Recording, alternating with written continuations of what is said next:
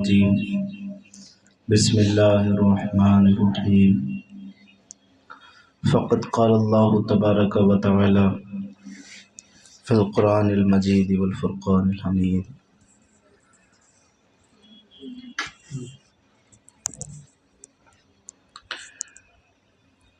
اولم یروا انا خلقنا لهم مما عملت ایدینا نعاما فهم لها مالکون الخ صدق اللہ العظیم اللہم نور قلوبنا بالقرآن وزین اخلاقنا بالقرآن وادخلنا الجنة بالقرآن ونجنا من النار بالقرآن۔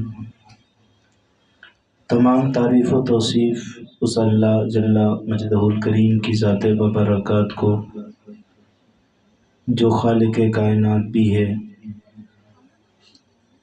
مالک شہنشاہت بھی ہے۔ لاکھوں کروڑوں درود و سلام نازل ہوں اس نبی محتشم پر جس کی وجہ سے اللہ تعالیٰ نے ہم سبوں کا وجود فرمایا۔ حمد و صلوات کے بعد معزز محتشم سامعین اکرام، پردہ نشین خواتین امت، السلام علیکم ورحمۃ اللہ وبرکاتہ۔ رسول گرامی وقار صلی اللہ تعالیٰ علیہ وسلم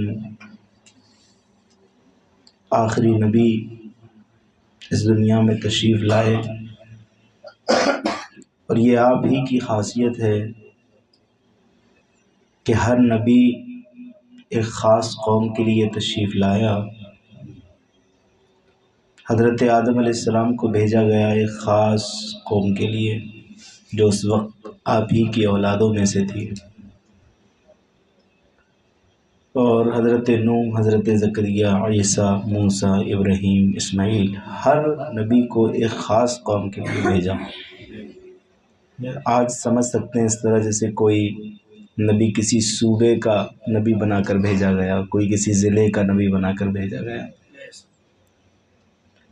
لیکن اللہ تعالیٰ نے جب اپنا محبوب بھیجا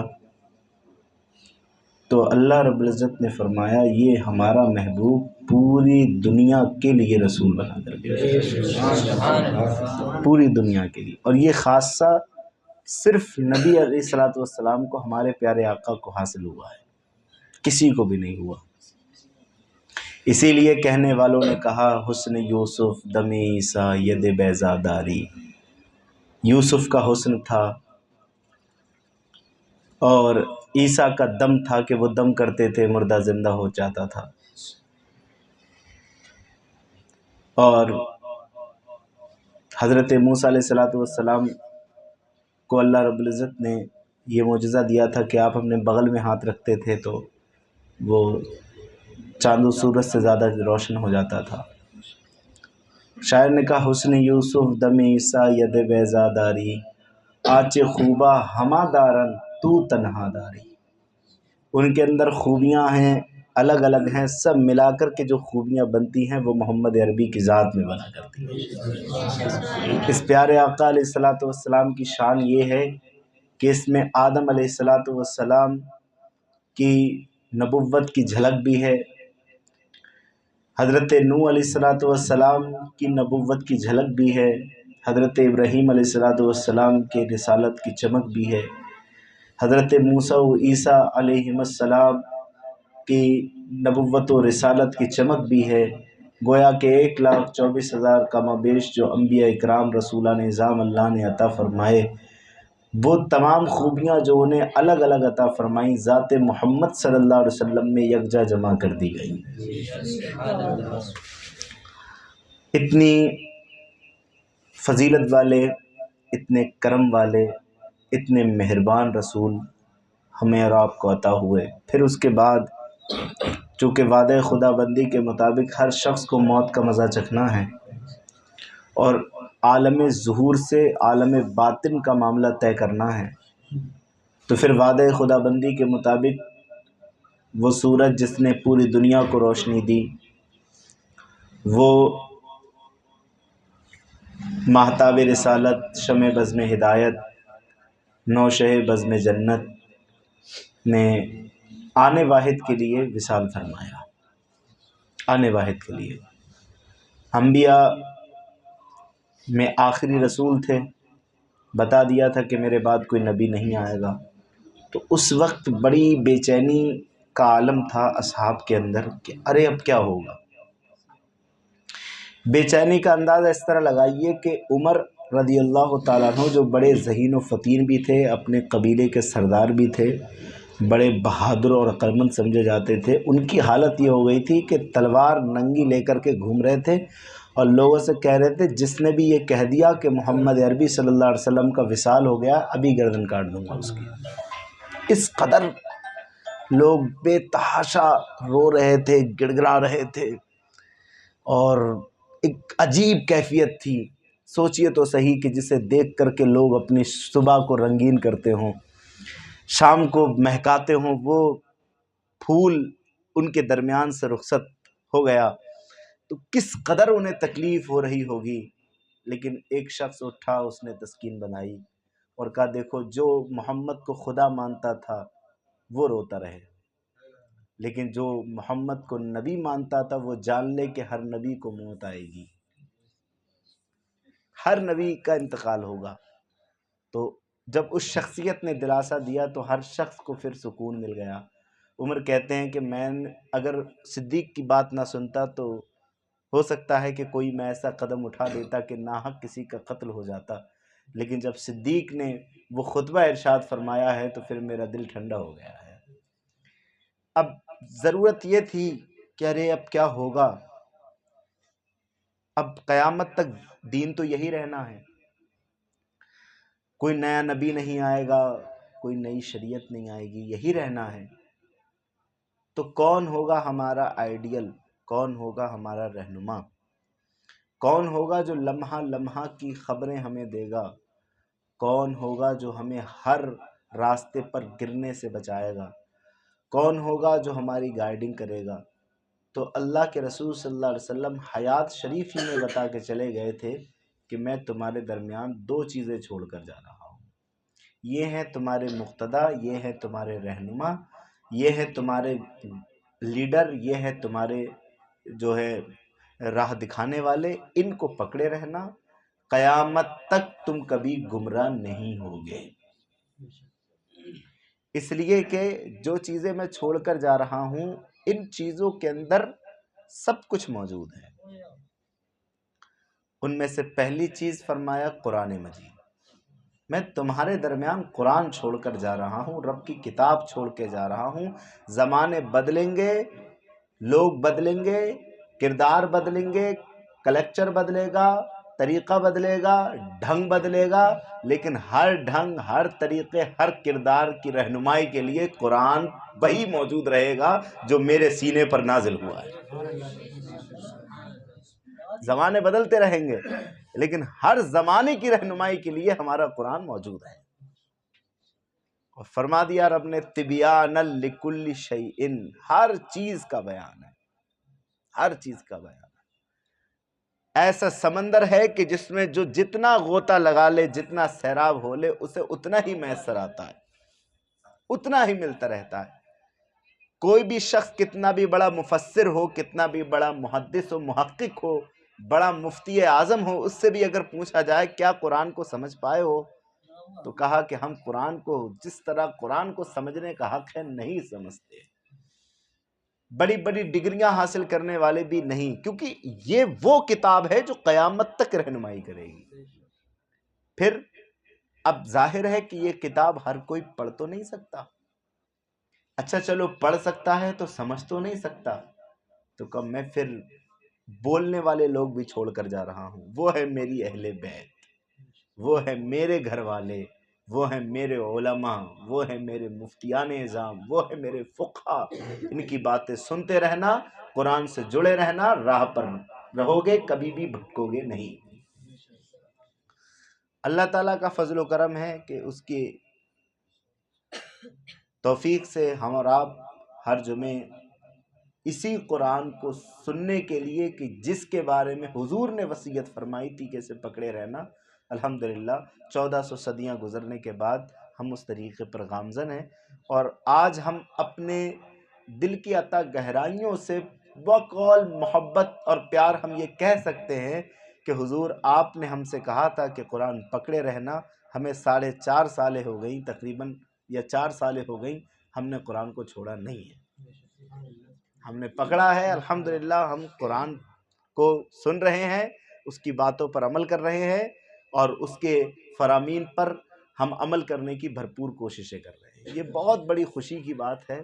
ابھی حضرت ناز شریف پڑھ رہے تھے، میں یہی بیٹھا بیٹھا سوچ رہا تھا کہ یہ اتنی بڑی خدمت اللہ تعالیٰ نے ہمارے اور آپ کے ذمے میں رکھی ہے، یہ کس نیکی کا بدلہ ہے، مجھے یہ سمجھ میں نہیں آتا۔ اللہ رب العزت نے صرف اپنے فضل اور کرم ہی سے یہ ہمیں عطا فرمایا ہے کہ ہم بیٹھ کر کے قرآن کی باتیں کرتے ہیں اور آپ سنا کرتے ہیں۔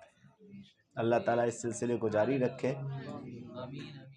پچھلے درس قرآن میں بتایا گیا تھا کہ ہمارے نبی نہ شاعر ہیں، اور شاعری کرنا ان کے لیے مناسب بھی نہیں ہے۔ کیوں؟ کیونکہ ہم نے انہیں نصیحتیں دی ہیں اور قرآن عظیم دیا ہے۔ یہ قرآن اس طرح کی کتاب ہے کہ اس سے جب انسان اسے پڑھے گا، سنے گا، تو پھر کسی بھی شعر و شاعری کی اسے حاجت نہیں ہوگی۔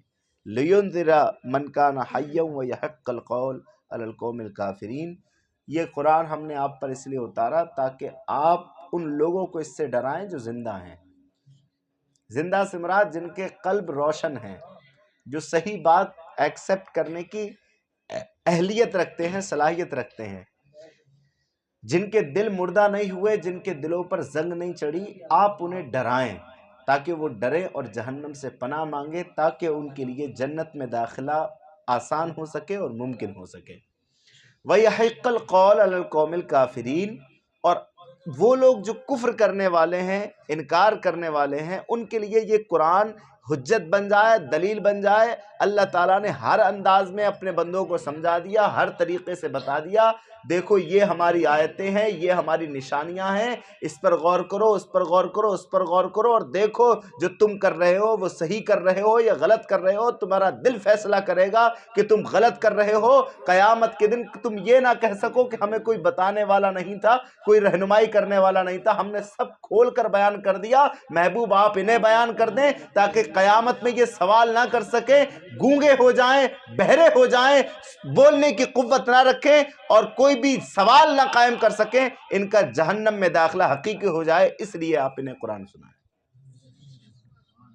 تو یہ قرآن ڈرنے والوں کے لیے بشارت ہے، اور بے ڈرو نڈروں کے لیے یہ جو ہے حجت اور دلیل ہے۔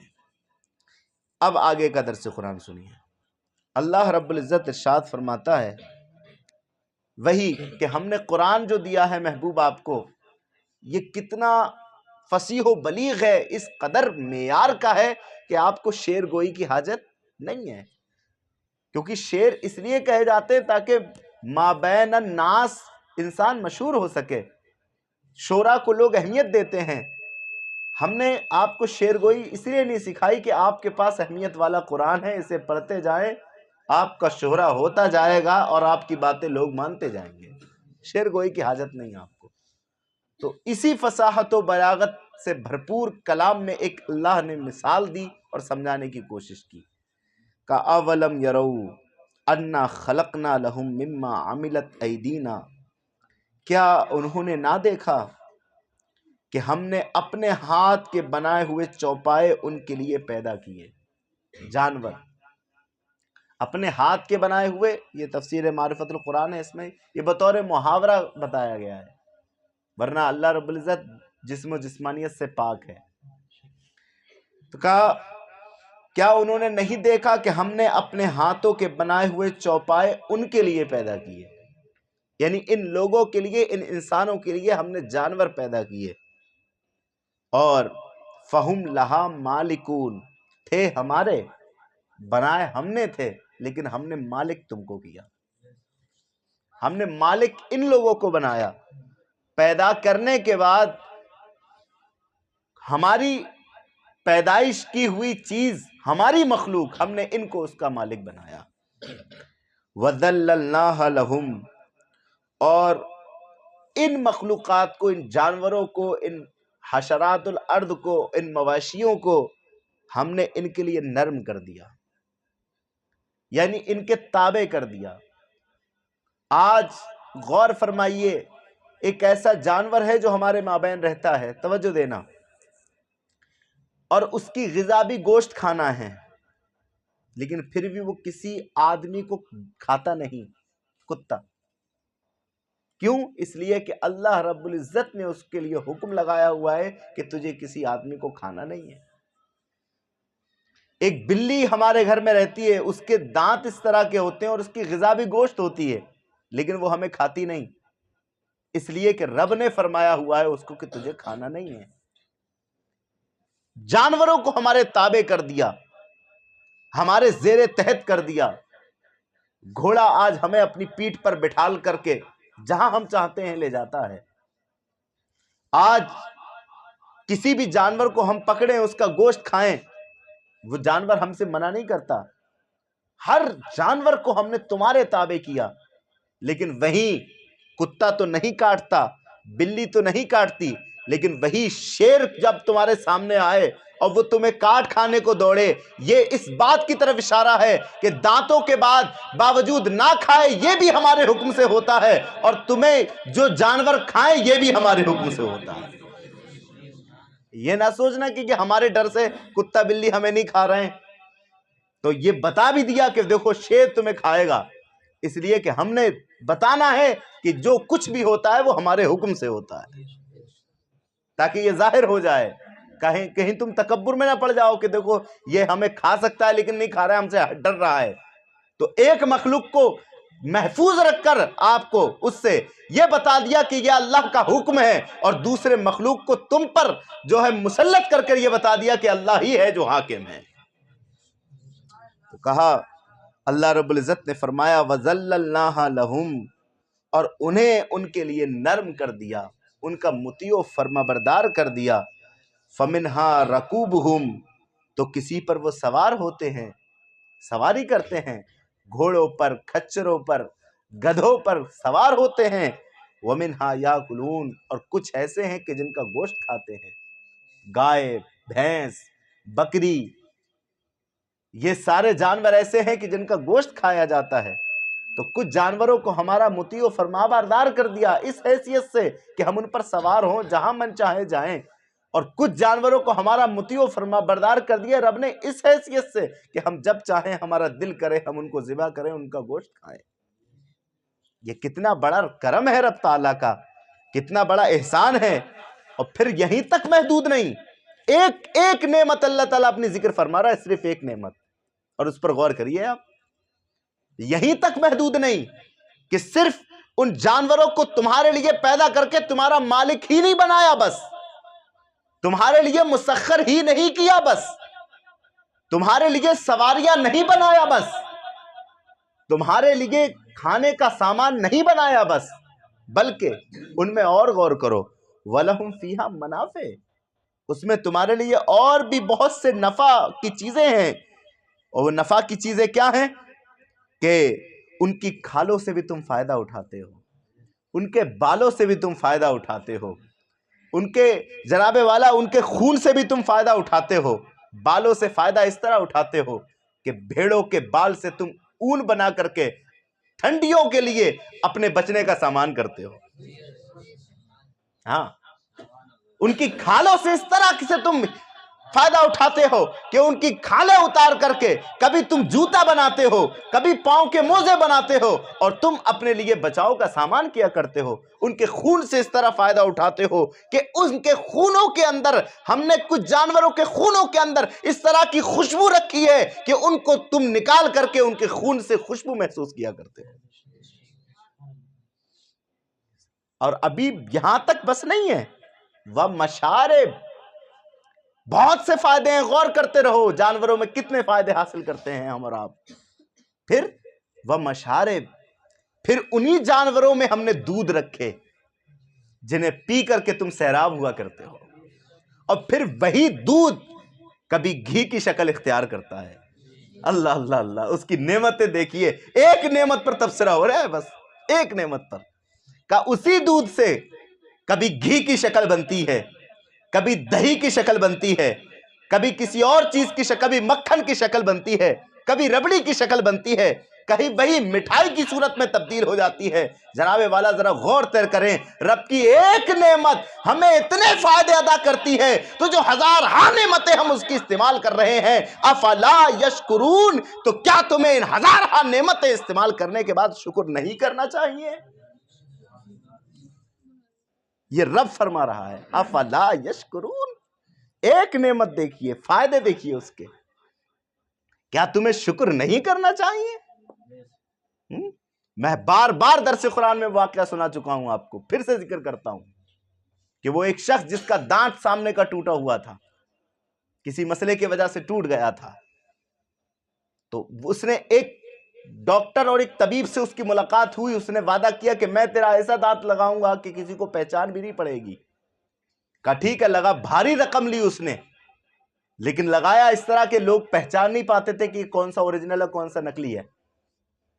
اپنے پیر کی بارگاہ میں آیا، کہا حضور فلاں طبیب نے میرے دانت لگایا ہے، اور ذرا دیکھے تو صحیح کس قدر اس کی کاریگری ہے کہ معلوم ہی نہیں چلتا کہ اصلی کون ہے نکلی کون ہے۔ حضرت نے فرمایا ٹھیک ہے، اچھا ہے، ماہر ہے، تعریف کی ڈاکٹر کی، کہا ٹھیک ہے بیٹھ جاؤ۔ نصیحتیں کرنا اپنی مریدوں کو شروع کر دی، لیکن وہ جب ہوتا ہے نا کہ کوئی چیز مل جاتی ہے تو پھر وہ افان مارتی رہتی ہے بار بار۔ پھر بول پڑا حضور دیکھیے تو صحیح، تعجب ہو رہا ہے کہ کس قدر اس نے کاریگری کی ہے۔ حضور نے پھر فرمایا کہ چلو ٹھیک ہے، کوئی بات نہیں، اچھا ہوگا، ماہر ہے، تعریف کر دی، 2 جملے کہہ دیے تعریف کے، لیکن اس سے پھر نہیں رہا گیا۔ کچھ لمحے بعد پھر کہے، حضرت کو جلال آ گیا، کہ جس نے ایک دانت لگایا تھا کیا پیسہ لیا تھا؟ خوب بھاری رقم لی تھی۔ کہ جس نے بھاری رقم لے کر کے ایک دانت لگایا اس کا اتنا احسان، اور جس نے تجھ سے پہلے 32 دانت عطا کیے تھے اس کے بعد کتنا شکر کیا ہے تو نے، اس کی بارگاہ میں کتنا شکر کیا۔ ایک ایک نعمت کو دیکھو پیارے اسلامی بھائیوں، اگر یہ ایک ناخون اکھڑ جائے نا تو کوئی بھی ذات، کوئی سائنٹسٹ مل کر اس ناخون جیسا دوسرا ناخون نہیں بنا سکتی۔ یہ جو تمہارے انگوٹھے ہیں، جو سب کے انگوٹھے ایک جیسے لگتے ہیں، ان انگوٹھوں کی جھریاں ایک جیسی نہیں ہیں۔ آج فنگر پرنٹس کا معاملہ ہے، دیکھیے آپ، ہر کسی کی جھری الگ ہے، اور لیکن ملایا جائے، دیکھا جائے تو ہر کسی کے انگوٹھے ایک سے لگتے ہیں۔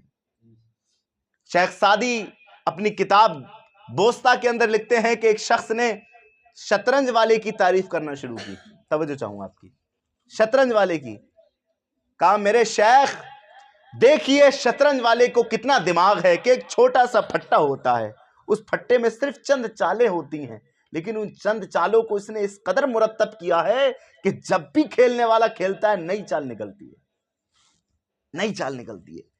بڑا تعجب ہے کہ موجد نے کرا کیا ہے ایسا کہ ایک پھٹے پہ ہر بار کھیلو تو نئی چال، ہر بار کھیلو تو نئی چال۔ شیخ سعدی نے فرمایا چپ جا، اس پر تعجب کرتا ہے کہ جو چھوٹے سے پٹے پر چالے بنا دے تو اس کی تعریف کرتا ہے۔ یہ دیکھ ذرا سا تیرا چہرہ ہے، اس چہرے کے برابر کتنے چہرے ہیں؟ اللہ نے ہزاروں لاکھوں کروڑوں چہرے پیدا کیے ہیں، لیکن کسی کی آنکھ دوسرے کی آنکھ کے مشابہ نہیں ہے، کسی کا ہونٹ دوسرے کے ہونٹ کے مشابہ نہیں ہے، کسی کی ناک دوسرے کی ناک کے مشابہ نہیں ہے، کسی کا رخسار دوسرے کے رخسار کے مشابہ نہیں ہے۔ اتنے سے بیچ میں اتنے ہزاروں کروڑوں کے چہرے ہیں، لیکن کسی کا چہرہ کسی کے مشابہ نہیں ہے۔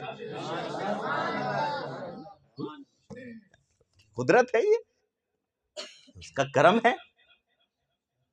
نام رب انعام ہے تیرا، ہر جگہ فیض عام ہے تیرا، تیری مرضی کبھی نہیں ٹلتی، کتنا اعلیٰ نظام ہے تیرا۔ اللہ اللہ، اتنی نعمتیں ہیں کہ اگر گنانا شروع کر دی جائیں تو دفتر ختم، وقت ختم، زندگیاں ختم، لیکن اس کی نعمتیں ہم شمار نہیں کر سکتے۔ لیکن اتنی نعمتوں کے باوجود شکر خدا کھایا کیا، فرمان حق ٹالا کیا، شرم نبی خوف خدا یہ بھی نہیں وہ بھی نہیں۔ اور حال کیا ہے اس کے کرم کا؟ میں نے پچھلے درس قرآن میں بتایا ہے یار، ہم اپنے مقدر پہ ناز کریں تو کم ہے کہ ہمیں کتنا مہربان رسول اس نے عطا فرمایا ہے۔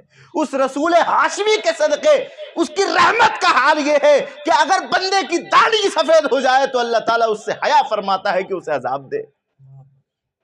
یہ اس کے کرم کا عالم ہے، یہ اس کی مہربانیوں کا عالم ہے۔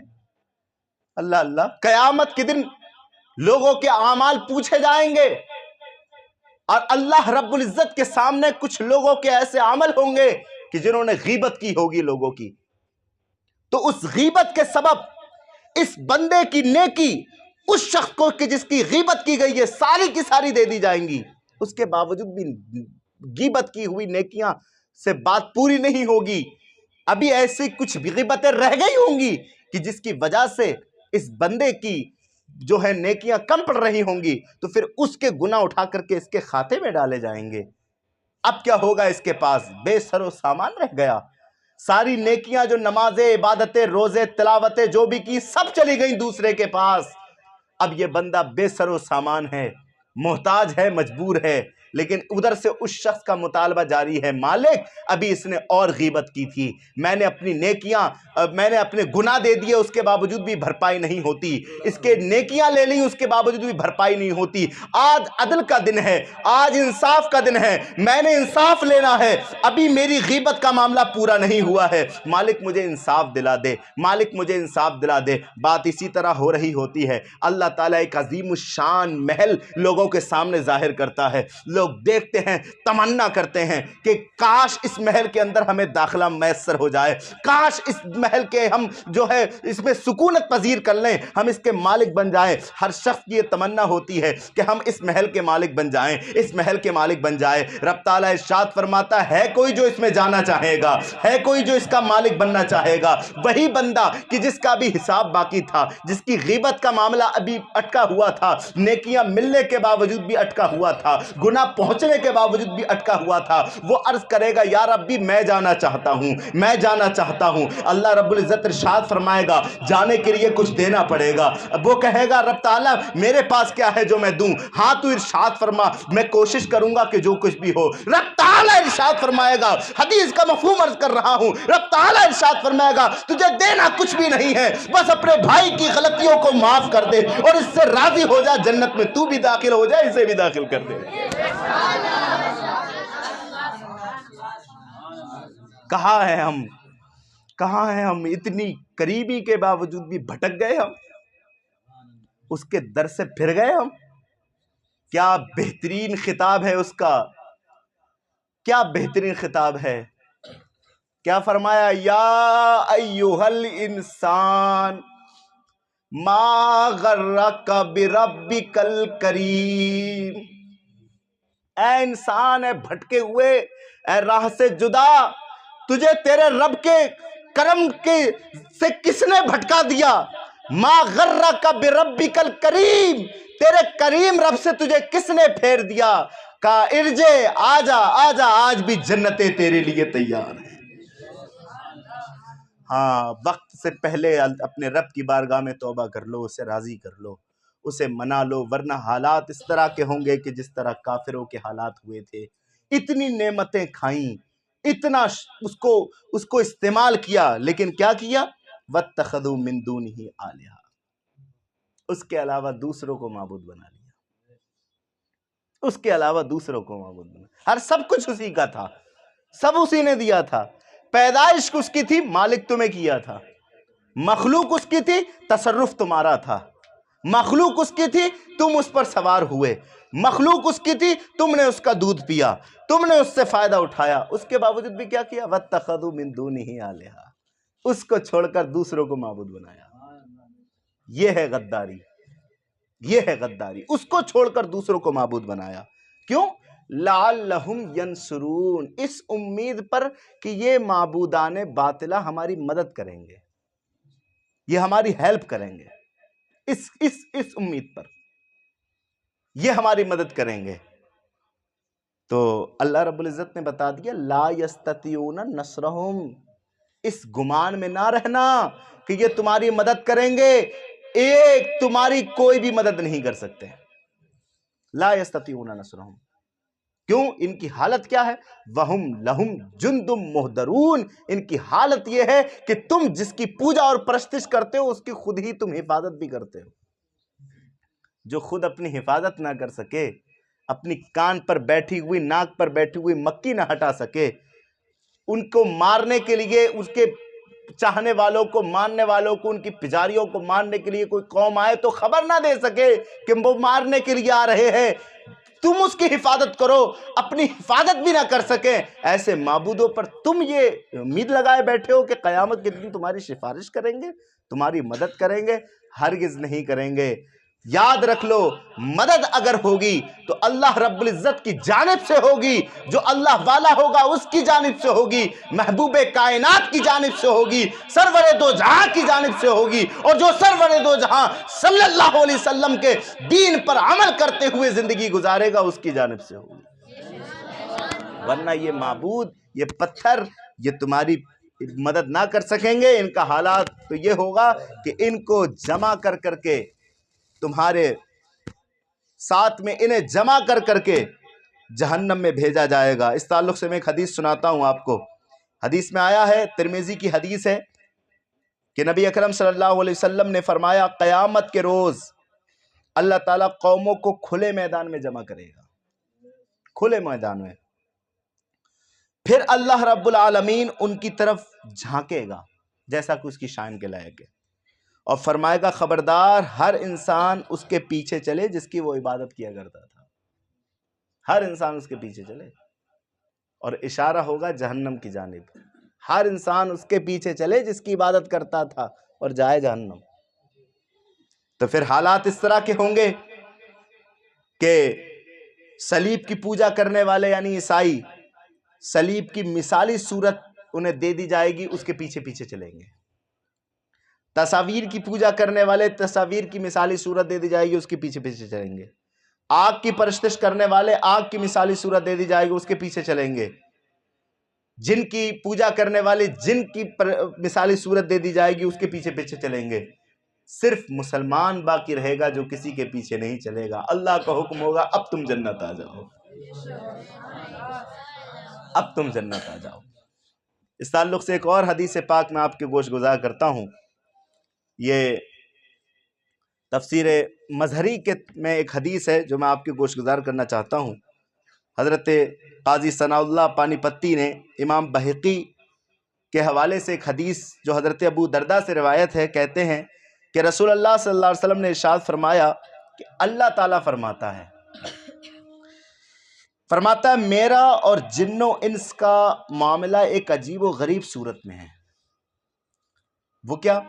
میں پیدا کرتا ہوں، وہ عبادت غیر کی کرتے ہیں۔ کتنا عجیب معاملہ ہے کہ پیدا میں کرتا ہوں، عبادت غیر کی کرتے ہیں، رزق میں دیتا ہوں، شکر دوسروں کا کرتے ہیں۔ تو یہ دو حدیثیں میں نے آپ کے سامنے پیش کی، لہٰذا غور کرنے کی ضرورت ہے، اس کی نعمتیں کھانے کے بعد اس کا شکر کرنے کی ضرورت ہے۔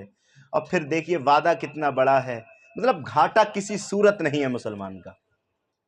آپ شکر ادا کریے کہ آپ مسلمان ہیں اور نبی اکرم کی امت میں ہیں۔ اچھا مسلمان بھی ہیں اور سنی بھی ہیں، آپ یہ بھی شکر ادا کریے، ورنہ لوگ مسلمان داڑھی ٹوپی جبے ہونے کے باوجود بھی کافر و مرتد ہیں۔ دیکھیے وہابیوں کو، رافضیوں کو، قادیانیوں کو، نیچریوں کو، چکڑالویوں کو، مسلمان ہوئے، نبی اکرم پر کلمہ پڑا، لیکن حضور کی حدیث کے مطابق وہ سب کے سب کلہم فی النار، سب کے سب جہنم میں جائیں گے۔ لیکن اللہ کا شکر ہے الا ملتم واحدن والے جو فرقہ ہے ہم اس میں پیدا ہوئے، نبی اکرم کے غلام بنے، ان کی شریعت پر عمل کرنے والے ہوئے، شکر ادا کریے کہ گھاٹا کسی صورت نہیں ہے۔ کیوں نہیں ہے؟ آخری جملے درس قرآن کے سنیے، گھاٹا کسی صورت نہیں ہے۔ افلا یشکرون، کیوں تم شکر ادا کیوں نہیں کرتے؟ شکر ادا نہیں کرتے، نعمتوں میں کمی ہوتی ہے۔ اگر شکر ادا کرو گے شکر تم شکر کرتے جاؤ گے، ہم اوپر دیتے جائیں گے۔ اب یہ اہل علم لوگ بیٹھے ہوئے ہیں، ان سے پوچھو مولانا صاحب سے کہ لَأَزِيدَنَّكُمْ کے شروع میں لام ہے تاکید کا، تاکید زور پیدا کرنے کے لیے عربی گرامر میں زور پیدا کرنے کے لیے لام تاکید اور نون تاکید ثقیلہ و خفیفہ کا یوز ہوتا ہے۔ اب پوچھئے مولانا صاحب سے کہ یہ کلام کس قدر مؤکد ہے؟ اللہ کو غیر مؤکد کلام کہنے میں بھی اس میں شک نہیں ہے ہمیں، بولیے۔ اگر غیر مؤکد کلام بھی فرمائے تب بھی ہمیں شک نہیں ہے، ہمارا عقیدہ ہے کہ وہ جو فرماتا ہے حق اور انصاف ہے، لیکن اس کے باوجود بھی ہماری فہموں کے لیے، ہمیں سمجھانے کے لیے رب نے دو تاکیدیں لگائیں۔ شروع میں لام تاکید کا ہے، آخر میں نون تاکید کا ہے۔ فرمایا لئن شکرتم، تم شکر تو کرو، لازیدنکم، ہم تمہیں ضرور ضرور ضرور عطا فرمائیں گے۔ لیکن ناشکرہ ہے مسلمان، 2 پیسے لینے کے باوجود 2 پیسے لیتا ہے کسی سے اور 1000 بار اس کا احسان مانتا ہے، 2 پیسے لینے کے بعد 1000 بار احسان مانتا ہے، لیکن کروڑوں نعمتیں کھانے کے باوجود بھی رب کا ناشکر ہے۔ ہم اللہ تعالیٰ کی پناہ چاہتے ہیں شیطان اور نفس کی شرارتوں سے۔ اللہ تعالیٰ اس درس قرآن کو اپنے بارگاہ میں قبول فرمائے، ہم سبوں کو